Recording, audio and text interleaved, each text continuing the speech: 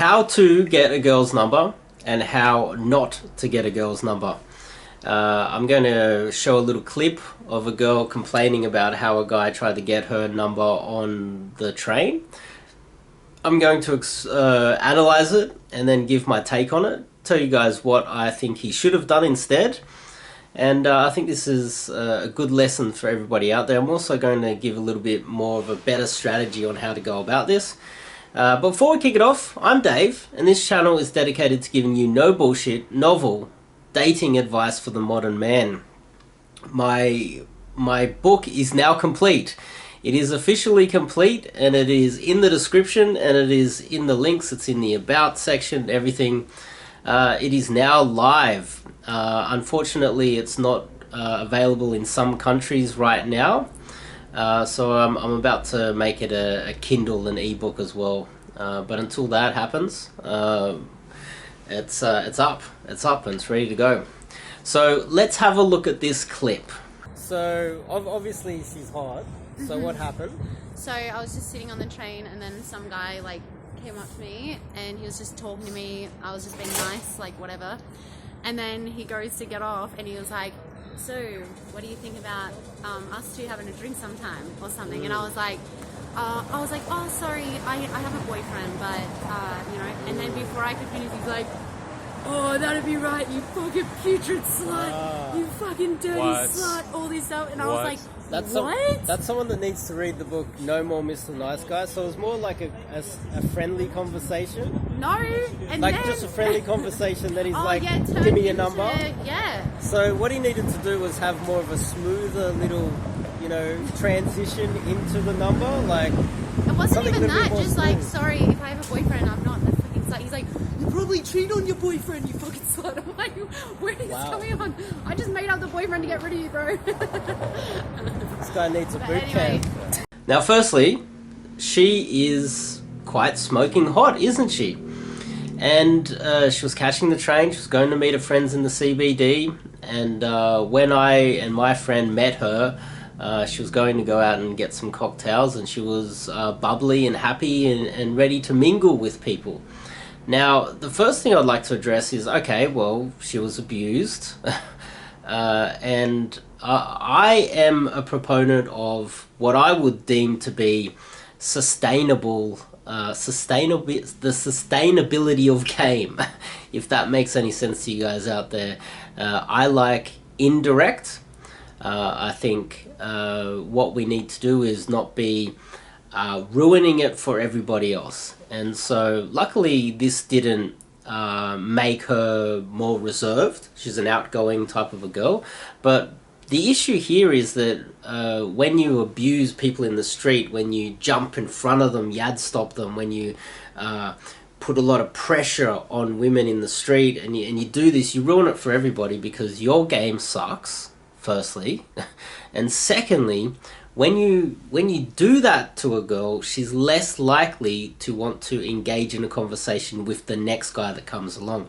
Just because your game sucks and you don't know what you're doing, you do not have the right to ruin it for the rest of us. And I dare say there's been many times where I have met a girl and she has told me a story about a guy that she met, and he did this aggressive first approach, and he kind of traumatized her, and so therefore she doesn't trust me, not based on what I've done, but based on her previous experience. So what we need to do, well, what I would like to do, and this is partly the movement that I'm trying to create here, is the sustainability of what you're doing.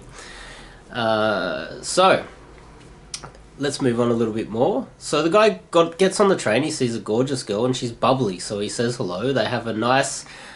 from what I could understand, it was just a nice, friendly, indirect conversation. So up until that stage, he was good. But what he did was he didn't transition into the number well enough. He didn't just drop hints like, "Oh, what are you guys doing tonight? Where are you going?" She probably would have told him that she was going out to cocktails with her friends. In fact, after me and my friend talking to her just for a couple minutes, she invited us out to go drink with her and her friends. And this guy on the train, he blew that. Why? Obviously doesn't know what he's doing. So then he obviously just said, oh, let's go for a drink sometime. She goes to get off, and then he starts abusing her. Now, there's two things here. Firstly, when you're on a train and you meet a girl on a train, first question is, when are you getting off? I'm assuming there was a bit of a time constraint and he was under pressure because she was going to get off, and that's why he's like, okay, well, let's go for a drink sometime, you know, give me your number. And he's like, oh, fuck, and then started abusing her, and she obviously got off the next train stop. So I'm assuming, I obviously wasn't there, but I'm assuming that that is what happened. So when you meet a girl on the train, the first question is, when are you getting off? How many stops? And then you gauge how much time you have, and then you start embedding, oh, maybe we should go for a drink. What type of drinks do you like? Or, try to make it a little bit more, speed it up a little bit more, and know that there is a time constraint instead of panicking when she's about to jump off. Secondly, if a girl tells you that she has a boyfriend, you need to just take that, whether she really does have a boyfriend or not. I've heard guys many times say, "Oh, girls are lying to me because they're lying to me about having a boyfriend, and I don't believe them." And so therefore, what I do is I say, "What's his name? How long you been together? How old is he? What does he do for work?" And they do that because they want to find out whether she really does have a boyfriend. But that's beside the point. The point is she wants to get rid of you. So what you do is you can either just play it off as lightheartedly and move on. The problem here is there's a fear here that she is less likely if you abuse a girl in the street because she doesn't give you her number after speaking to her for a few minutes, because you really just don't know what you're doing, which is totally understandable. Maybe you should read my book. Maybe you should get some coaching, but if a girl's been abused, she's probably less likely to be friendly with the next guy, because if she's friendly with him and has a conversation, just a indirect kind of conversation, easygoing conversation, there's probably a point where he might, pull that on her again and say, let's go for a drink, and then start abusing her. And that's the last thing she wants to do. So maybe next time the girl's out, she won't want to speak to anyone, and that makes meeting new girls anywhere in society more difficult for people who actually are well-adjusted human beings and are not insane, scumbags like that. And this is another issue with pickup in general, is that you have guys out there teaching bad strategies. And I dare say there's a lot of guys out there teaching this type of aggressive type of stance, wear a leather jacket, be a bad boy. What does a bad boy do? He tells you to piss off and abuses you and calls you these awful names when you reject him. That's what a bad boy does, but a guy with real game doesn't do that. So I thought I'd bring that to your guys' attention. There's a lot to unpack there, and because I was indirect, I was friendly, she invited us out for cocktails afterwards. Obviously she was going with her friends, and I was with my friend. We had other things to do. We were going to go meet other girls, so there was no use hanging out with her longer and going out with her friends. I felt like that would have been a waste of time. Another issue is that this guy, if he was friendly to her and said, oh, look, I understand you got a boyfriend, maybe the three of us can hang out sometime. She has, from my understanding, a lot of beautiful friends. And if you befriend her, you friend zone yourself, there's a good chance she might introduce you to her friends. And you saw the girl in the video. That type of girl is the type of girl who's a connector.